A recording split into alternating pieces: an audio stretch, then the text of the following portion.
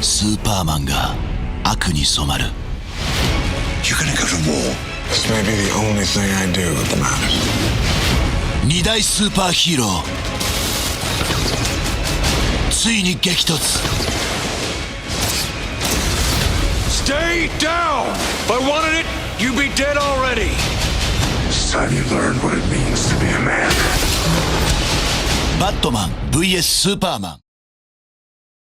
Hey YouTubers, it's Vacation Charlie. So we're going to be talking a little bit about some of the Batman v Superman stuff that's been going on. They posted some new pictures of the Batcave. Ben Affleck was talking about Justice League, so let's go. So the big deal, of course, is they released a little bit of new footage, but we get to see the inside of the Batcave, like a much better look inside Ben Affleck's Batcave. What they're really using him as is the anchor point in this world of super beings. So, you have people like Zod in the Man of Steel movie. You have Wonder Woman, who they're just getting to know. Batman is the human that grounds this. You have like a world of gods, you have to have Batman, who you could argue is kind of a god in his own right, depending on which comic book you're reading. Now the interesting thing about this is that Batman's kind of let Wayne Manor fall into ruin. Maybe that happened after the Joker killed Robin. I know a lot of people are wondering which Robin it's going to be. Is it going to be Jason Todd? Is it going to be Dick Grayson? I think it's more likely that they would actually stick as close to the comics as possible, even though Batman v Superman isn't based on a comic. But you guys let me know in the comments, like, what do you think about this version of the Batcave compared to Christian Bale's Batcave, which was way more primitive, and he even moved it to the construction site. So the one he used most of the time was actually much closer to the city. This is taking it back to the beginning. Batcave underneath Wayne Manor, as it should be. I actually did a Batcave video about the history of the Batcave, so I'll post a link in the description, but they changed it a ton of times in the comics. And Wayne Manor itself didn't even become a thing till much later after Batman debuted. Originally, he didn't even have a mansion. But most of what's being said about the film leads me to believe that Batman is going to be the leader of the Justice League. I mean, it's a holy trinity, so they're all kind of in partnership, but you have to have somebody who's organizing everything, and that's really Batman's skill. Batman is a little more stationary. Until they get use of boom tubes, that would be awesome. Now we're talking full-on Watchtower boom tube travel. And if you remember, boom tube is the primary transport for Cyborg. They're going to get Cyborg in this movie, I mean, like in a small way. Maybe not full-blown Justice League level Cyborg, but I'm hoping that he's kind of born out of this desire to match the level of Batman, Superman, and Lex Luthor.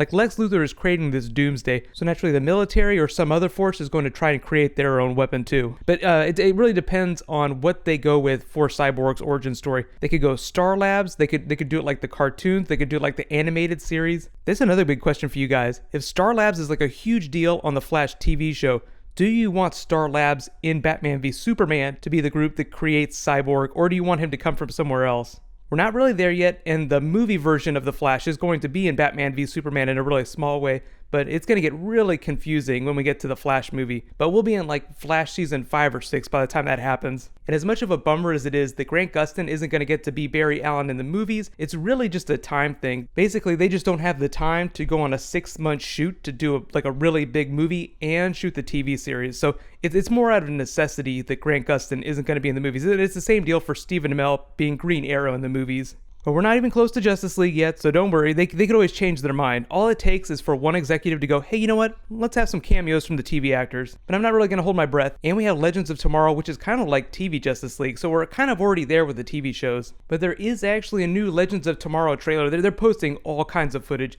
so I'll try to do a video for that before I fly back to Los Angeles. This is going to be like my last day of vacation, so I'm going to try and post a video before I take off, so there'll probably be at least like one more video tomorrow before I make it home. And there is a new round of the Reverse Flash Ring giveaway, so all you have to do to enter that is be a subscriber and leave a comment on this video. Lots more Marvel stuff to talk about, so I'm going to move over to Marvel tomorrow too after my Legends of Tomorrow video. Whole bunch of Daredevil, whole bunch of Punisher stuff. I'll put some links for that in the description too. I've already done a whole bunch of Punisher videos. So while you guys wait for everything, you can click here for all my Batman v Superman trailer videos. There's been a bunch of footage recently.